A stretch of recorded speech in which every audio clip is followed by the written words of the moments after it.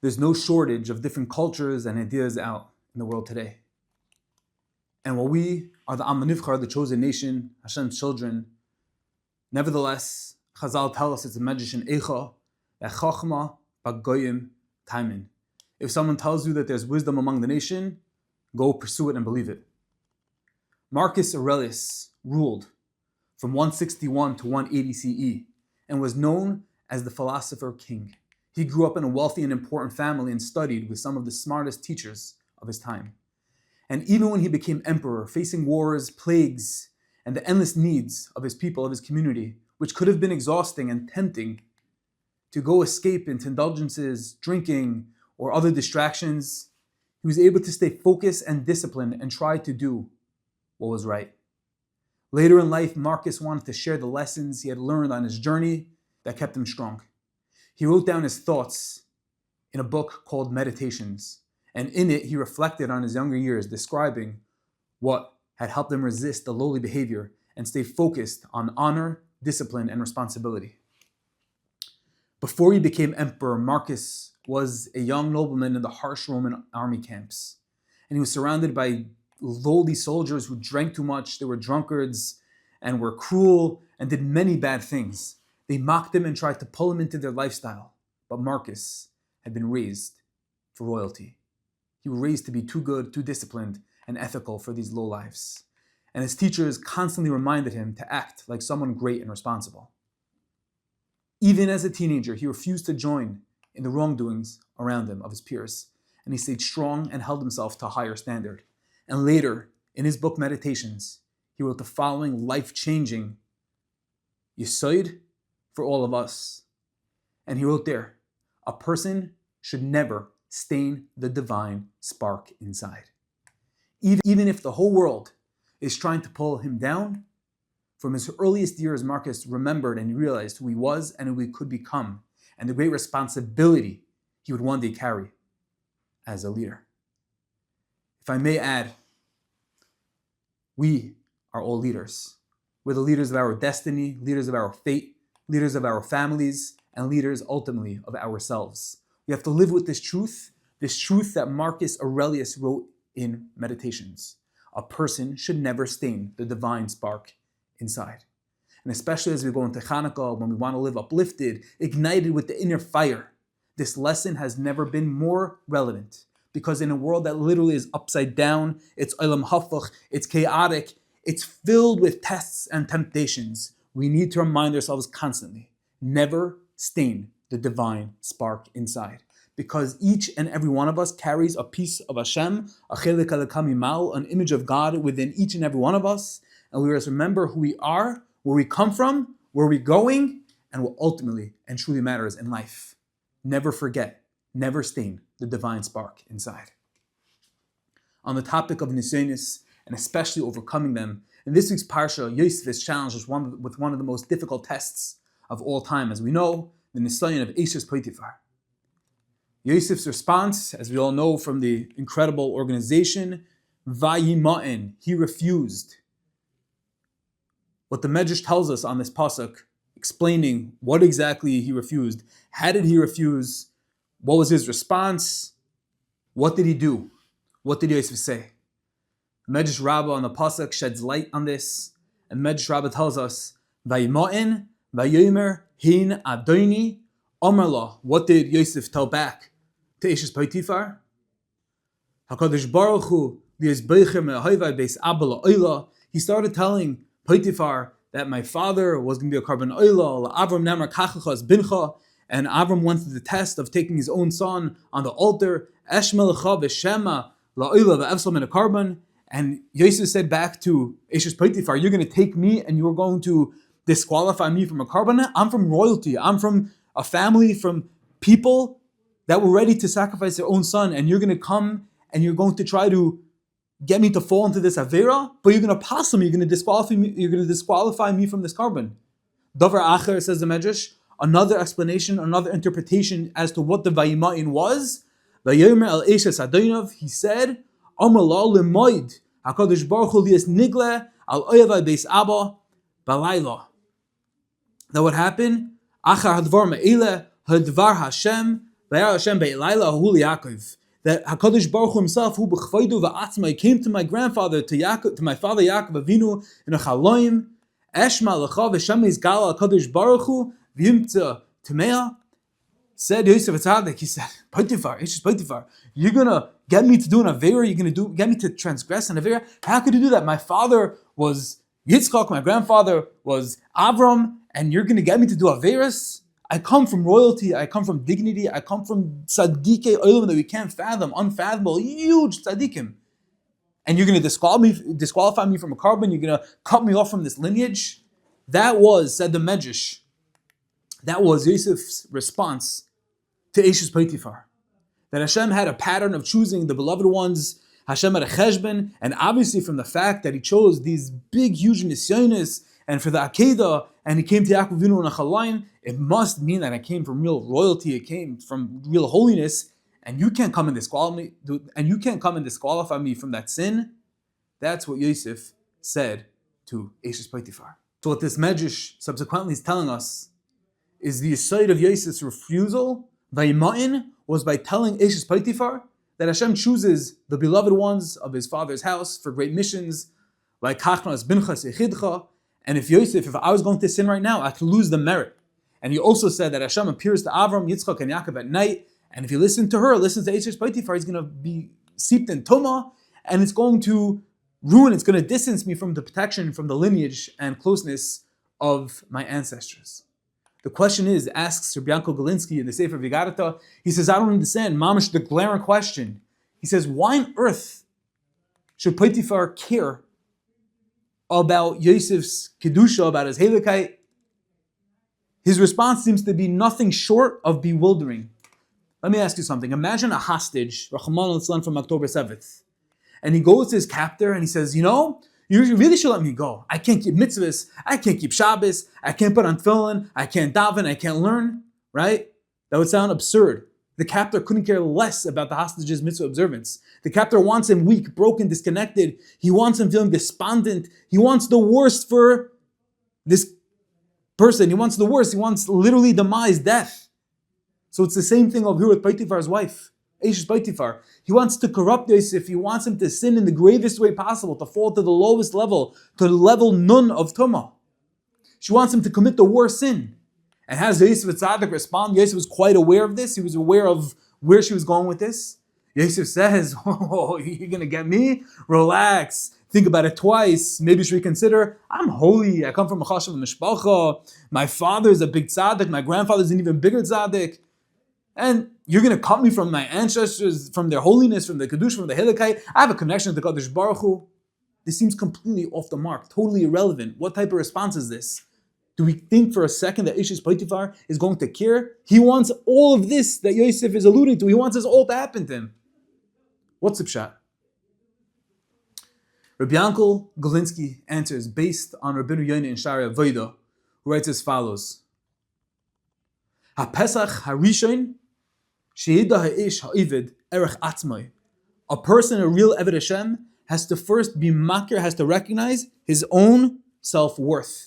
V'yakar ma'alusai u'malas avoisav v'gadlusav v'chashivusam. He has to realize where he comes from, their greatness, their tzidkus.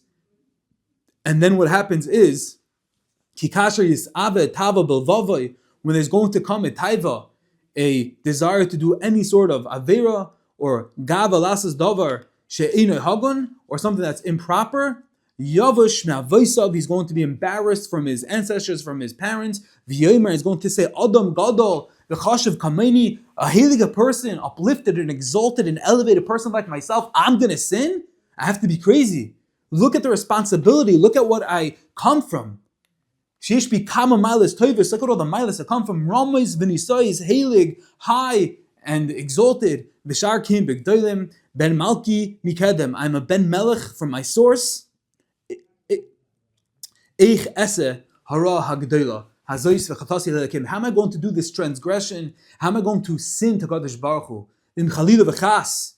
But if Chas v'shalom, says the Shari Avodah, if I'm not going to recognize my ma'ala, if I'm not going to recognize where I come from, if I'm not going to recognize my true worth, my identity, my dignity, where I really stand on the totem pole, if I think I'm a lowlife, Chas v'shalom, then taka, nakel Then taka, the gateway is open. The pipeline is open to tuma, it's open to impurity, it's open to avera. Why? Because when you don't realize that, then when you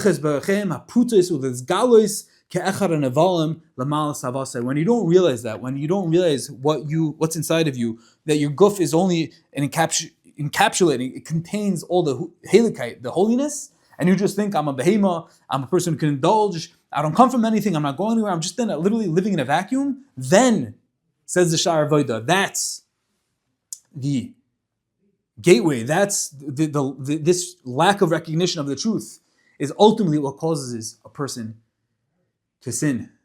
So therefore, says the Sha'ar Voida, the first key is that a person serving Kadosh Baruch Hu has to know, it's incumbent, it's vital to know his own value and to recognize his chusim, his merits, as well as the merits of where he comes from, this chus avis, and the importance of his ancestors before Hashem. And when a person realizes this, then when a desire arises in his heart to do something improper, he feels shame for himself, for his ancestors, and he restrains himself and says, Me, I'm a ben melech. I'm an important person. I have better things to do. I have high and noble qualities, and I'm a son of great people, and ultimately I'm a son of the melech, of the Eibishter himself. How could I commit such a terrible sin and wrong Hashem and all my ancestors, and ultimately how can I wrong myself? But if chas v'shalom he doesn't realize this, he doesn't appreciate this, then everything's out the door, and he can sin like a wicked person. Accordingly, you can understand why and how Yosef responded to Potiphar's wife, Eshes Potiphar. Because Yosef knew his own value and recognized the greatness and merits of his Avos, of Avram, of Yitzchak, and of Yaakov. And this awareness, this deep awareness, this hakara, gave him the fortitude, the strength. When temptation arose, he felt shame, not just for himself, but for his family's holiness, for their dignity, for their name, and for their mission. Because Yosef knew the value of himself and his family, the temptation could not sway him. If he had lacked that awareness, if he didn't realize this, then indeed it would have been easy for him to follow the corrupt desires before him. And this, says Rabbi Yankel Galinsky, explains why his response, which at first seems lofty, abstract, totally irrelevant to Eshes Potiphar, was actually the most on-point, targeted, practical, and powerful defense. He was anchoring himself in identity, in lineage and purpose, which gave him the inner strength to resist. This gives us depth and insight into how the Yetzer Hara can be fought when it comes to us. As we know, Ma'aseh Avasim Lebanim, and the Torah is the manuscript. It's the blueprint of L'Dorei Doros, and we're meant to learn from our ancestors. The way Yosef Tzaddik, the strategy he employed wasn't just for himself, it's for us to learn from as well. One way we can fight with the Yetzer Hara when it comes to us. At the very, he says, you, look at this Avera, look at this Istakul Asura, look at this Avera you can do, look at this Bittul Zman, look at all the Lashon Hara you can get involved in, juicy Geshmaka Lashon Hara. One way is to go head on and say, no, it's impure, and understand it's not good for you, and it's not good for your Nitzach Nitzachim, and it's not good for your Haba, and it's not good for your Ruchni, it's not good for your Neshama, it's not good for your the connection with the Kadosh Baruch Hu. And while all this is true, 100% true, but sometimes it's hard to focus on what's not so relevant, it's a little distant.